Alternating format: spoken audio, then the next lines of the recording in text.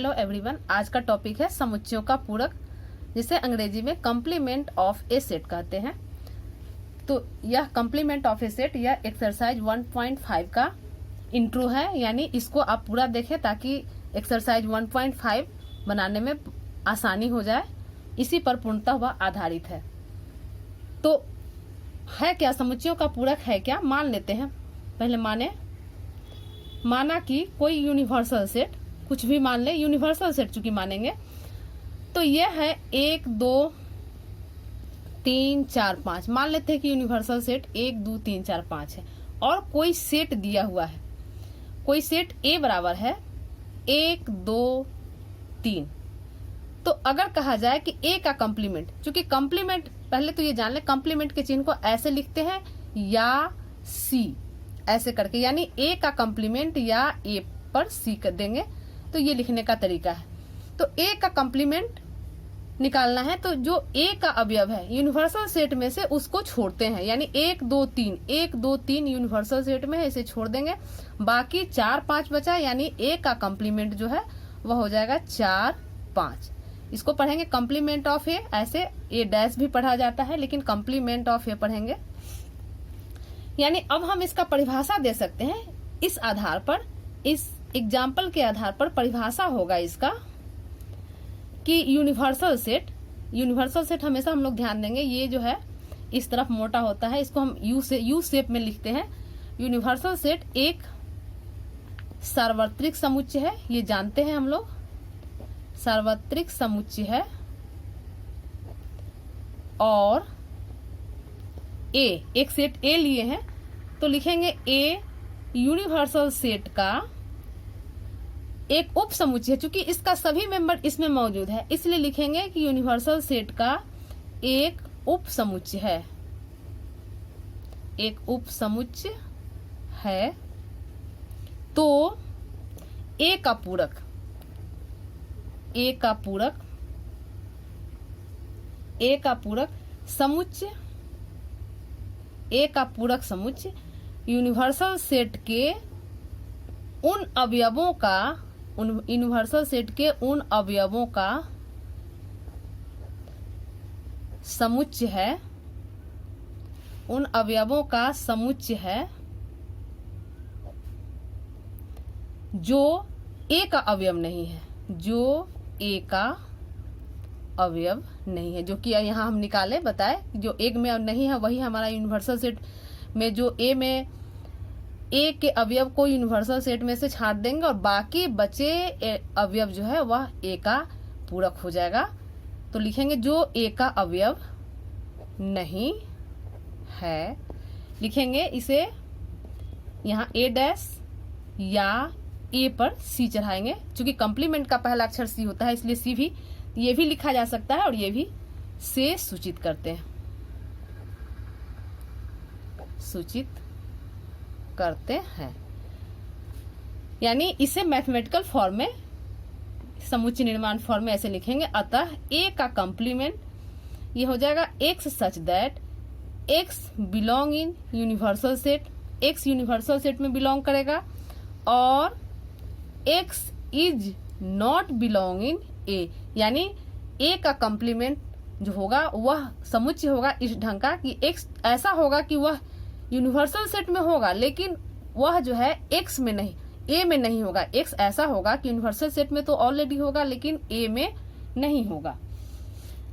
यानी इसको ऐसे भी लिख सकते हैं, अर्थात ए का कॉम्प्लीमेंट तो यूनिवर्सल सेट में से ए को घटा देंगे, यानी यूनिवर्सल सेट अंतर यानी डिफरेंस ए। इसे हम ऐसे भी लिख सकते हैं। एक अदर एग्जाम्पल लेते हैं, एक दूसरा एग्जाम्पल लेते हैं। मान लेते हैं कि यूनिवर्सल सेट है 1 2 3 4 5 6 7 8 9 10।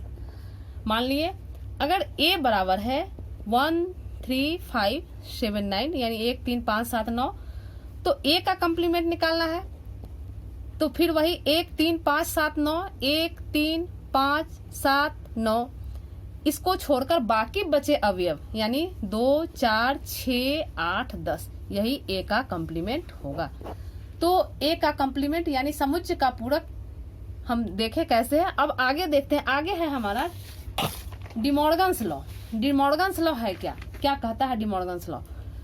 तो डिमॉर्गन्स लॉ कहता है कि दो समुच्चयों के सम्मिलन का पूरक उनके पूरक समुच्चयों का सर्वनिष्ठ होता है तथा दोनों समुच्चयों के सर्वनिष्ठ का पूरक समुच्चयों का सम्मिलन होता है। यानी यहाँ पर देखिए, दो समुच्चयों के सम्मिलन का पूरक, यानी एक बार अगर यूनियन होगा तो वह जो है उनके पूरक समुच्चयों का सर्वनिष्ठ हो जाएगा, और एक बार अगर सर्वनिष्ठ होगा तो पूरक समुच्चयों का सम्मिलन होगा। यानी इसे मैथमेटिकल फॉर्म में हम ऐसे लिख सकते हैं, दो तरह का कंडीशन है, यानी ए यूनियन बी का complement, A union B complement हो जाएगा A complement intersection B complement, यानी दो समुच्चयों के सम्मिलन का पूरक लिखें, उनके पूरक समुच्चयों का सर्वनिष्ठ होता है, यानी पूरक समुच्चय है और दोनों का इंटरसेक्शन। और दूसरा पॉइंट कहते हैं कि दोनों समुच्चयों के सर्वनिष्ठ का पूरक, यानी ए इंटरसेक्शन बी का पूरक समुच्चयों का सम्मिलन होता है, पूरक समुच्चयों का सम्मिलन होता है, यानी ए का कंप्लीमेंट यूनियन बी का कंप्लीमेंट। तो ये डिमॉर्गन्स लॉ है। अब इसे वेन डायग्राम से भी हम ऐसे दर्शा सकते हैं, वेन डायग्राम से इसे हम ऐसे दर्शाएंगे। तो ये यूनिवर्सल सेट, ये आयत हमारा यूनिवर्सल सेट होता है, पेन लगता है गड़बड़, ये यूनिवर्सल सेट हो गया। कोई सेट ए है तो चूंकि पूरा यूनिवर्सल सेट है, ये यूनिवर्सल है, ये सेट इसमें ए है, तो इसका ए का कंप्लीमेंट ये जो है ये क्षेत्र हो जाएगा, ये बाकी बचे इस क्षेत्र को छोड़कर बाकी जो क्षेत्र बचा वह ए का कंप्लीमेंट हो जाएगा। ये छायांकित क्षेत्र, बीच का गोलाकार वृत्त का भाग छोड़कर ये छायांकित क्षेत्र ए का कंप्लीमेंट हुआ। तो ये हमारा डिमॉर्गन्स लॉ है। डिमॉर्गन्स लॉ इसे प्रूफ करने के लिए एक्सरसाइज में, चूंकि इस पर क्वेश्चन है तो एक्सरसाइज में इसका प्रूफ हो जाएगा। कैसे होता है ये सब एक्सरसाइज में निकल जाएगा, हम लोग इसको ध्यान देंगे, याद रखेंगे कि ए यूनियन बी कंप्लीमेंट बराबर ए कंप्लीमेंट इंटरसेक्शन बी कंप्लीमेंट, और ए इंटरसेक्शन बी कंप्लीमेंट बराबर ए कंप्लीमेंट यूनियन बी कंप्लीमेंट। अब पूरकों का गुणधर्म, पूरक समुच्चय जो अभी पढ़े कंप्लीमेंट ऑफ ए सेट, इसका क्या गुणधर्म है, तो ये गुणधर्म को देख ले। पूरकों के गुणधर्म, पहला है पूरक नियम, ये है पूरक नियम। पूरक नियम में कहता है कि ए यूनियन, इसको ऐसे लिखें, ए यूनियन ए कंप्लीमेंट। देखिए यूनियन में क्या होता है कि दोनों को मिला के लिखते हैं, ए यूनियन ए कंप्लीमेंट, यानी ए जो सेट होगा और ए कंप्लीमेंट सेट होगा दोनों मिलाएंगे। तो अभी जब भी हम पूरक समुच्चय की बात करेंगे, कंप्लीमेंट की बात करेंगे, तो यूनिवर्सल सेट जरूर होगा, क्योंकि ये जो उप समुच्चय यूनिवर्सल सेट का ही या सबसेट दिया हुआ रहता है, उप समुच्चय दिया हुआ रहता है, तो चूंकि दोनों को मिलाएंगे तो ये हमारा यूनिवर्सल सेट आएगा, इसे लिखेंगे यूनिवर्सल सेट।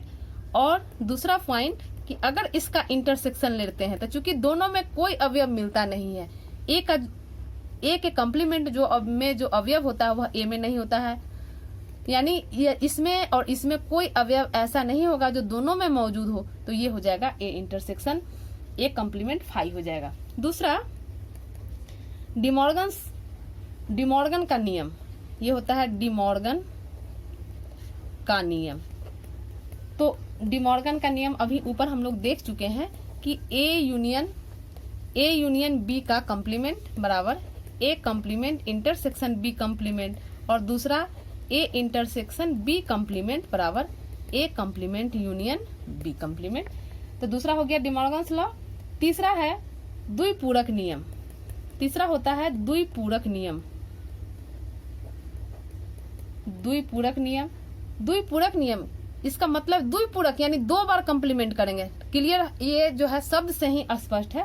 द्विपूरक यानी दो बार कंप्लीमेंट उसका करेंगे, यानी ए का कंप्लीमेंट निकालेंगे और फिर इसका कंप्लीमेंट, तो ये हमारा ए हो जाएगा। और चौथा है फाई डैश और यूनिवर्सल सेट का नियम। तो ये देखिए फाई का कंप्लीमेंट जो है यह यूनिवर्सल, चूंकि फाई रिक्त समुच्चय है और उसका कंप्लीमेंट निकालेंगे तो बाकी बचे यूनिवर्सल सेट का टोटल मेंबर आ जाएगा, यानी यूनिवर्सल सेट हो जाएगा। और अगर यूनिवर्सल सेट स्वयं इसका कंप्लीमेंट निकाला जाए तो इसके सारे अवयव को छोड़ देंगे तो वो हो जाएगा फाई। तो यही कम्प्लीमेंट ऑफ ए सेट और डी मॉर्गन्स लॉ हम लोग देखें, ये एक्सरसाइज 1.5 इसी पर आधारित है, इसलिए इस चैप्टर को, इस कंसेप्ट को आप लोग देख लें। धन्यवाद।